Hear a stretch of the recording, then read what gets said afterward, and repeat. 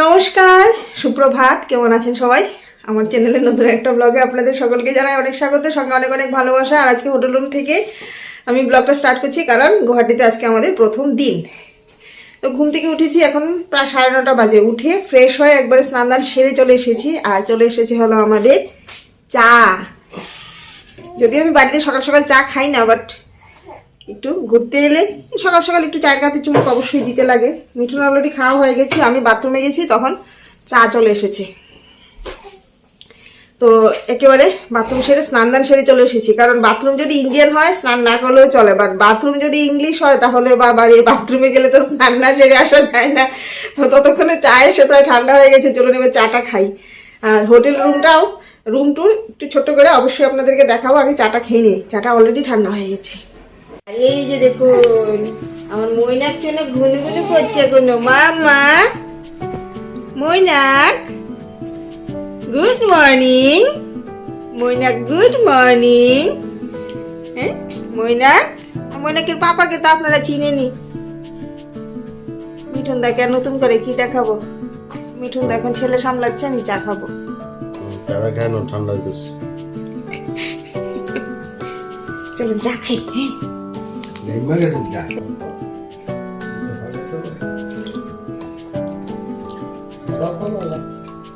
চাটা ভালোই হয়েছে, বাট ঠান্ডা হয়ে গেছে।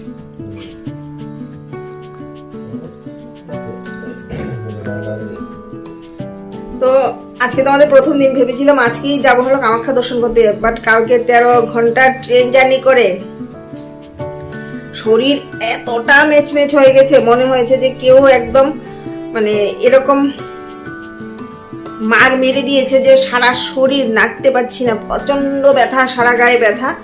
আর কালকে তো ট্রেন থেকে নামার পর আমার মাথাটা শুধু ভন ভন ভন ভন করছিল, মনে হচ্ছিল আমি ট্রেন থেকে নেমেও ট্রেন চলছি।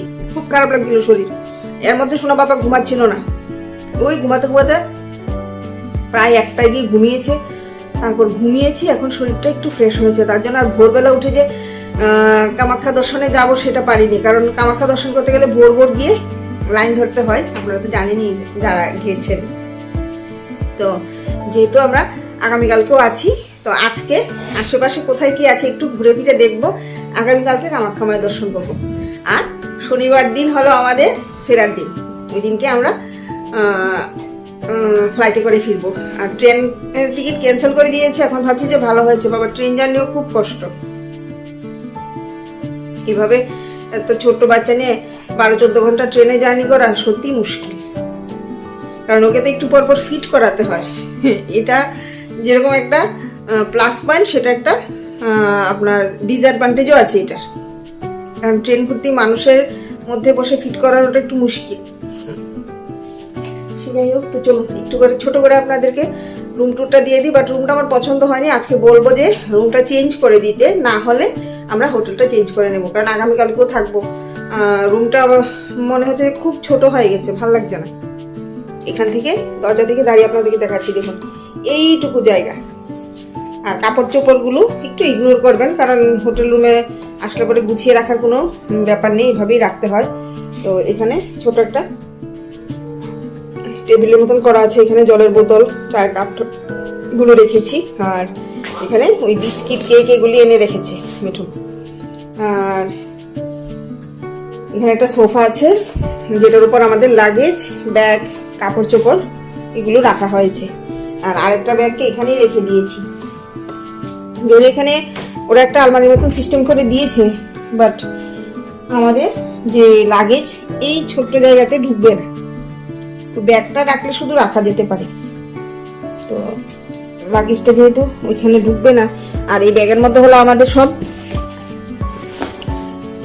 প্রয়োজনীয় জিনিস বলতে মানে এক্ষুনি লাগবে ওই রকমের, তার জন্য বাইরেই রেখে দিয়েছিলাম। এই যে কথা বলতে বলতে এটাকে গুছিয়ে দিয়েছি, বাট লাগেজটা মানে আলমারিটা এত ছোট যে আমাদের এত বড় লাগেজ এটাতে ঢুকবে না, ঠিক আছে। আর এখানে আছে হলো একটা আয়না, আর এখানেও একটু জিনিস রাখার জায়গা আছে, যেখানে এই যে আমাদের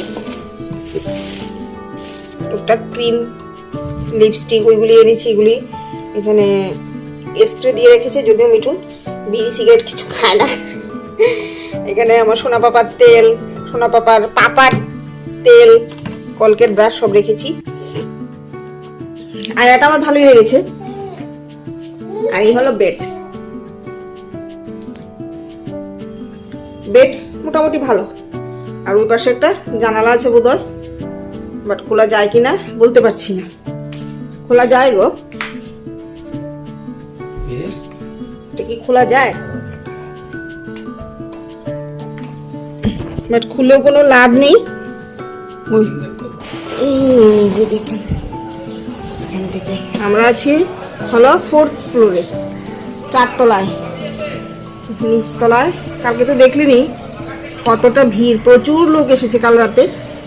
নিচে গাছগুলো দেখুন কি সুন্দর, এখান থেকে এটুকুই দেখা যায়, আর কোনো কিছু দেখা যায় না।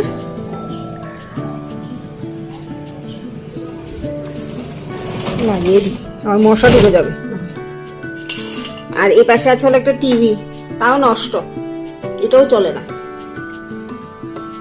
ছোট্ট বেশি, এখানে একটা আয়না। এখন আমি গরম জলে স্নান করেছি তো, ভাপে আয়নাটা কিছুই দেখা যাচ্ছে না। মেরেছে রে পাপাকে, দেখুন সোজা করলে উপর হয়ে যায়, উপর হয়ে চিৎকার করে, করে দিলেই ও টপ করে উপর হয়ে যায়। এই যে দেখুন, এই যে ফেলে দিয়ে, হ্যাঁ দেখেছেন, সোজা করে দিলেই ও চট করে উপর হয়ে যায়। পুরাপুরি এখন উপরতে শিখে গেছে আমার মৈনাক। না গো মৈনাক, পাপা কই রে, মৈনাক পাপা কই রে। তারপর মিঠু নিয়ে এসে চলো ব্রেকফাস্ট। এখানে আছে আটার আলুর পরোটা, আর আছে সঙ্গে ঘুগনি। তো দুজনে মিলে ঝটপট ব্রেকফাস্টটা সেরে নিচ্ছি, কারণ তারপর আবার হোটেল রুম চেঞ্জ করতে হবে। আর খাবারটা খুব একটা খারাপ ছিল না, আবার বেশ যে খুব ভালো সেটাও বলবো না, বাট চলছিল। জলের বোতলটা নিয়ে আসো। আমরা এই রুমটা ছেড়ে দিয়েছি, এখন আমরা আরেকটা রুমে শিফট হয়ে যাচ্ছি।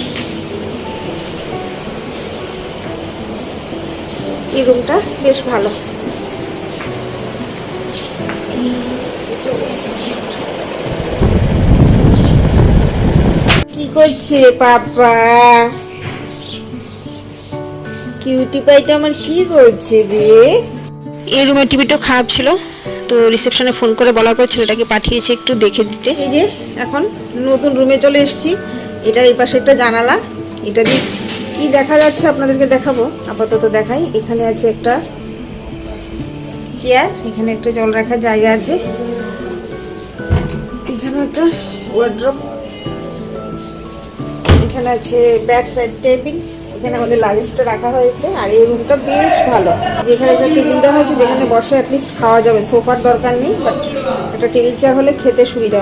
তো একটা চেয়ার এখানে আছে, আর একটা চেয়ার এই যে মিঠুনদা বসে আছে। মিঠুনদা আমরা কখন বেরোবো? এখানে ব্যাগপত্র রাখা হয়েছে, টিভি চলছে না, এটাতে রিচার্জ নেই নাকি। আর সবচেয়ে ভালো যেটা সেটা হলো এই যে দেখুন কত বড় একটা আয়না, কি ভালো লাগছে দেখুন, কি ভালো না? আয়নাটা আমার বেশ পছন্দ হয়েছে, অনেক বড়। আর এই হলো বাথরুম, ওই ভালোই, একটা বেসিন, এখানে আছে কোমোড, বেশ পরিষ্কার পরিচ্ছন্ন। আর এখানে এর আগে লোক ছিল, এখন বেরিয়েছে, তার জন্য ইনস্ট্যান্ট পরিষ্কার করে দেওয়া হয়েছে, যার জন্য একদম ঝাঁ চকচকে। আমরা বেরিয়ে পড়ছি, উঠে পড়েছি হলো লিফটে। এত ছোট যে দুজনই জায়গা হয়। এতে দেখুন আমার পাপা, আমরা বের করতে যাচ্ছি। তো আমার বেরিয়ে পড়েছি।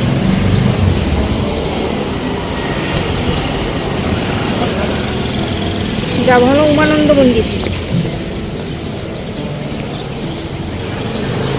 আজকে যেহেতু কামাখ্যা যাচ্ছি না, তো কাছে ধরে কি আছে একটু ঘুরে দেখবো।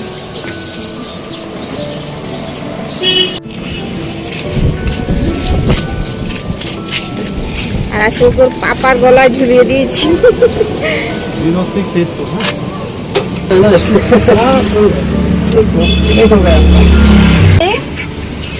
আমরা কোথায় যাচ্ছি? বের করতে যাচ্ছি আমরা বাবু। এসে গেছি এখন ফেরিঘাটে। এখন ফেরিঘাট থেকে তারপর মন্দির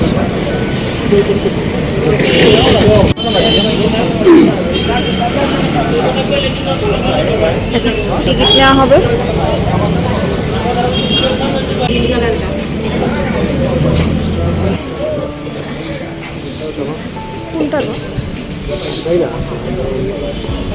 প্রথমবার নদী পার হতে নাকি নদীকে মূল্য দিতে হয়, তো আমার সোনা পাপা প্রথমবার নদী পার হচ্ছে, তার জন্য নদীকে মূল্য দিয়ে দিলাম। চলে এসেছি ফেরিতে, উঠে পড়েছি।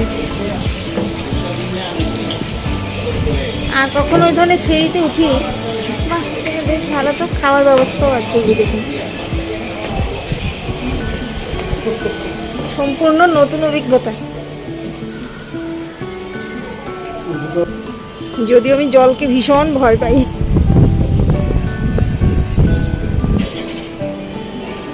দেখুন, এপার ওপার দেখা যায় না, এতটা বড় নদী।